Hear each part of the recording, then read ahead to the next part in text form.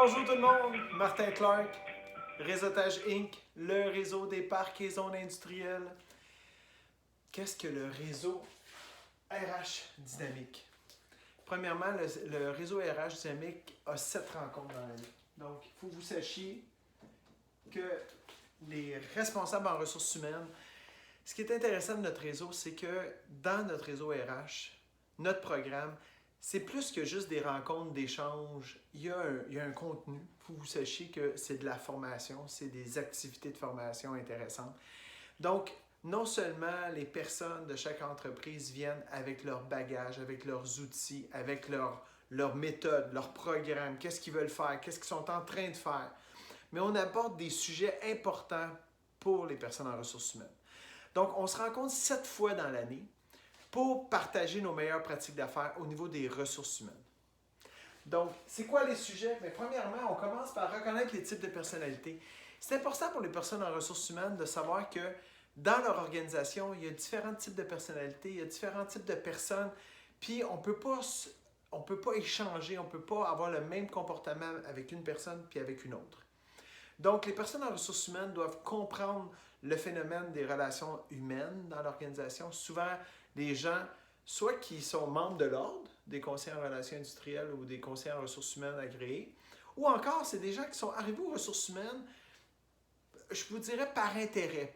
Pourquoi? Parce qu'ils aiment les gens, ils veulent aider les gens, ils veulent participer, ils veulent faire en sorte que les gens soient heureux dans leur milieu de travail. Donc, ils deviennent responsables des ressources humaines parce qu'ils ont cet intérêt-là. Donc, nous, ce qu'on fait, c'est qu'on crée des réseaux RH pour les personnes qui veulent travailler avec les humains dans une organisation. Donc, les sujets qu'on va aborder pour la prochaine année, c'est reconnaître les types de personnalités. Donc, on va leur montrer, bien entendu, chaque participant va faire leur profil. Ils vont faire le test, vont savoir qui ils sont, qu'est-ce qu'ils font. Donc, c'est super intéressant parce qu'ils en apprennent d'eux-mêmes. Donc, si on veut bien travailler avec les autres, il faut en premier lieu apprendre à se connaître nous-mêmes. Donc, cette formation-là travaille beaucoup sur qui ils sont, puis c'est quoi leur comportement envers les autres types de personnalités. Puis ça leur permet vraiment de bien reconnaître les gens avec qui ils travaillent. Par la suite, on va travailler sur leur leadership en ressources humaines. Parce que les ressources humaines, c'est particulier. Donc, il y a des personnes en ressources humaines qui ont du pouvoir dans l'organisation. Ça veut dire quand ils parlent, leur direction les écoute, prennent leur opinion, etc. Mais il y en a d'autres que c'est plus difficile. Ils essaient d'emmener des projets, c'est difficile de développer leur leadership et de prendre leur place dans l'organisation. Donc, le deuxième sujet, on va vraiment aller en profondeur sur comment on doit être un bon leader au niveau des ressources humaines puis comment on doit amener la direction justement dans cette direction-là pour l'aider. Dynamiser les équipes. Les ressources humaines, bien entendu, il y en a plusieurs qui ont différents comités, participent à plusieurs comités dans l'organisation, puis ils doivent essayer de les amener à travailler. C'est pas toujours facile. Parfois, les équipes sont dynamiques, d'autres fois, c'est plus difficile. Donc, dans ce sujet-là, on va vraiment aborder les points importants sur comment on peut travailler en équipe, puis comment s'assurer que chaque personne qui participe aux différents comités dans lesquels vous participez doivent être à leur affaire, puis donner des résultats, etc. Donc, comment on peut amener vos équipes à bien travailler ensemble, puis à bien travailler avec vous. Donc, c'est le sujet qu'on aborde ici. Par la suite, développer le potentiel humain ou des ressources humaines. Bien entendu, il y a tout le volet gestion de la formation, tout le volet comment impliquer les gens, comment participer avec les gens. Donc, c'est toute la notion de dynamiser le potentiel des personnes qui travaillent avec vous, qui travaillent dans votre organisation. Bien entendu, on ne peut pas passer en travers sans vraiment avoir un atelier juste sur comment convaincre sa direction. Vous savez, juste faire partie du réseau RH, ça vous demande de convaincre votre organisation à savoir « Tu me permets-tu de participer à ce réseau-là? » C'est un exemple. Mais je tiens à vous mentionner que ça va vous aider à participer à cet atelier-là pour savoir comment emmener vos projets, autant à votre direction, mais aussi aux employés avec qui vous travaillez. Il y a une manière de bien fonctionner avec eux qui va être convaincant puis qui va faire en sorte que les gens vont travailler avec vous puis qui vont vous donner plus de pouvoir ou plus de latitude dans le développement de l'entreprise. On va voir aussi mobiliser et reconnaître le personnel.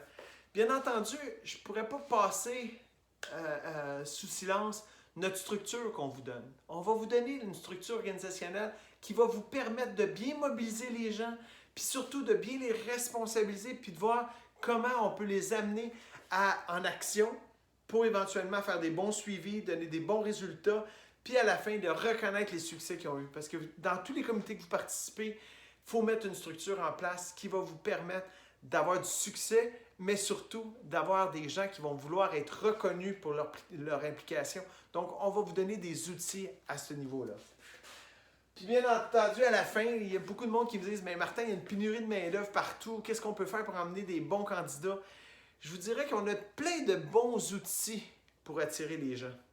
Mais c'est bien beau d'attirer des nouvelles personnes intéressantes, etc. Mais en premier lieu, il faut que les gens qui travaillent pour votre organisation soient heureux, soient dynamiques, aient le goût de travailler pour votre organisation parce que c'est les ambassadeurs des gens qui vont vous référer des gens ou qui vont vous aider à emmener des bons candidats chez vous.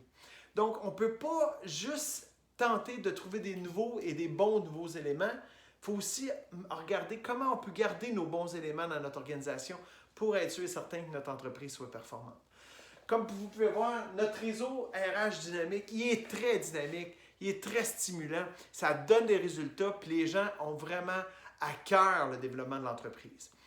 Le mode de fonctionnement pour le réseau RH, vous avez un cahier d'exercice pour chacun des ateliers. Vous devez faire un travail en amont pour être sûr et certain de bien cibler sur quoi vous voulez travailler. Il ne faut pas que vous oubliez de nous faire parvenir vos besoins pour que nous, on puisse adapter le contenu de chacune des formations. Chacune des formations, on reçoit vos commentaires. Moi, j'aimerais travailler sur tel sujet, j'ai tel défi dans l'entreprise, je suis en train de faire telle démarche, puis j'aimerais ça apprendre telle ou telle information par rapport à ce sujet-là. Nous, on prend toutes les informations des responsables RH, on synthétise l'information et on vous présente un contenu directement adapté à vos besoins et aux besoins du réseau. Donc, je tiens à vous mentionner que le réseau RH, il est très dynamique. Puis à la fin, on vous remet un rapport synthèse qui va vous permettre de voir toutes les belles réalisations que vous allez avoir faites et vous allez pouvoir remettre ce rapport-là autant à Emploi Québec si vous êtes subventionné par Emploi Québec ou encore à votre direction qui vont vouloir voir qu'est-ce que ça a donné réellement de participer aux ateliers, aux activités de réseautaging.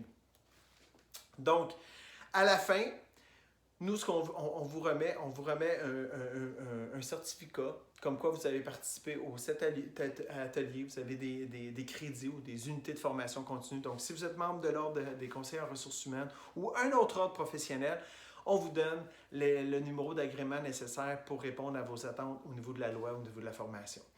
Donc, s'il y a quoi que ce soit, vous communiquez avec nous, ça va nous faire plaisir de répondre à vos questions. Donc, qu'est-ce que c'est Réseautaging? C'est un super réseau RH dynamique pour répondre à vos besoins.